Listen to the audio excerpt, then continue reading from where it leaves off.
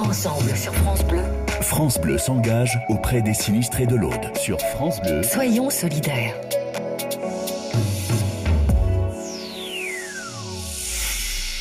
Et oui, retour à Trèbes ce matin, 7 mois très précisément, jour pour jour, après cette terrible nuit du 14 au 15 octobre 2018.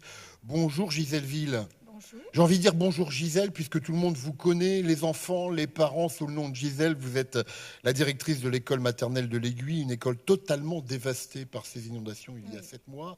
Est-ce que 7 mois après, aujourd'hui, Gisèle Ville, la cicatrice s'est refermée ? En grande partie. Mais pas complètement. Mais pas complètement. Mais c'est vrai qu'on a vécu des moments très très difficiles. Et là maintenant nous avons aménagé dans des préfabriqués. Et c'est vrai que oui, la cicatrice elle est presque refermée. Les enfants ont été privés d'école pendant toute cette période ? Pas du tout. Pas du tout. La première semaine, puisqu'on ne savait pas comment faire pour les accueillir, il y a eu les vacances qui nous ont permis de réfléchir. Et ensuite, nous avons été accueillis Donc, l'élémentaire a été accueilli à l'école, au collège de Trèbes. Et nous avons été accueillis à l'école des Floralies. Les enfants dispersés un petit peu. Voilà, 2 classes à l'école élémentaire, 1 classe à l'école maternelle et la classe des tout-petits qui a été accueillie dans une salle à l'extérieur de l'école, au CDM. Et on a repris le cours de la vie. Une école totalement détruite, dévastée. Vous n'étiez pas là le matin du 15 octobre, non. Je crois. Vous êtes arrivé le lendemain. Oui, c'est ça. Quelle image vous gardez de ce que vous avez vu quand vous êtes arrivé ? La dévastation complète, quoi. Tout arraché. Dans l'école, on avait des voitures qui avaient réussi, qui étaient passées par-dessus les grillages de l'école, le toboggan qui était parti à 20 mètres de là, de l'eau qui jusqu'à 1,20 m, 1,30 m. C'est la dévastation, la boue. Horrible, horrible. Comment les enfants ont vécu ce traumatisme ? D'abord, est-ce que ça a représenté un traumatisme ? Bien sûr que ça représentait un traumatisme. Il y a des enfants qui ont été élitreuillés parce qu'il n'y avait pas d'autre solution pour les faire sortir de chez eux.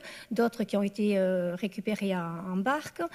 Certains enfants sont restés toute la journée à la maison, au premier étage, en attendant les secours. Donc, bien sûr que c'est un traumatisme. Et ils l'ont verbalisé, exprimé, traduit comment dans les jours qui ont suivi ? Des dessins. Beaucoup de dessins. Et après, on en a pu reparler. Une fois que tout le monde avait dit ce qu'il avait à dire. Mais pour vous et pour eux, c'était important d'en parler à ce moment-là, mais très rapidement. Bien sûr, parce que ça fait tellement longtemps que nous aussi, nous sommes sur le quartier, qu'on est aussi, on est là, dans la vie du quartier. Oui, c'était très difficile. Vous me disiez tout à l'heure, cette école, moi j'y étais depuis plus de 20 ans, et c'est aussi 20 ans de souvenirs qui sont balayés. Oui, c'est le plus difficile. Pour les adultes, pour nous adultes, c'est le plus difficile, parce que on a œuvré pour cette école, pour que ce soit la plus belle, voilà, que les enfants s'y sentent le mieux qu'ils peuvent. Et là, tout d'un coup, en fait, on a vécu pour notre école, nous, ce que les gens ont vécu pour eux.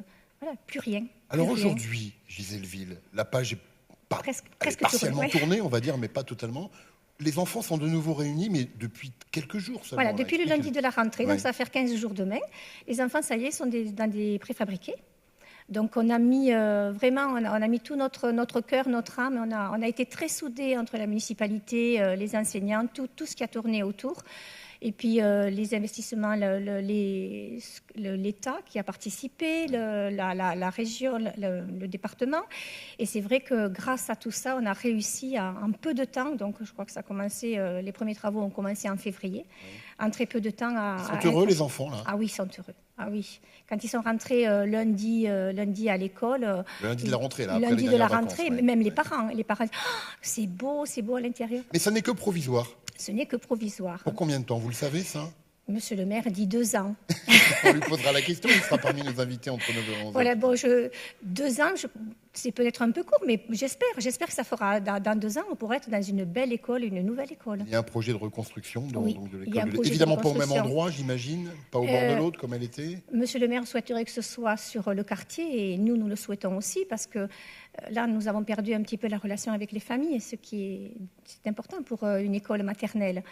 Oui. Et on verra si l'État est d'accord, de quelle façon on peut la reconstruire sur le quartier ou pas. Les enfants ont retrouvé le sourire, et vous avez le sourire aussi ce matin, malgré cette triste commémoration, parce que la page est tournée malgré tout, et comme C'est vous ça. le disiez, la cicatrice commence à se refermer peu à peu. C'est ça, oui.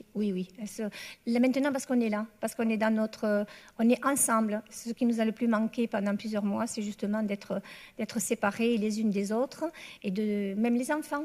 Alors, ils se sont fait d'autres copains, bien sûr, puisque Ça, c'est le côté positif. Ah oui, on a été accueillis à l'école des Floralies, on a été accueillis à bras ouverts par tous les collègues, et ça, c'est important. La solidarité, c'est très important de savoir que les collègues sont là pour nous accueillir. Merci d'être venue ce matin. Gisèle Ville, directrice de l'école maternelle de l'Aiguille, ici à Trèbes. On se retrouve bien évidemment pour notre émission spéciale tout à l'heure, entre 9h et 11h. Inondation dans l'Aude. Soyons solidaires. Matinée spéciale sur France Bleu.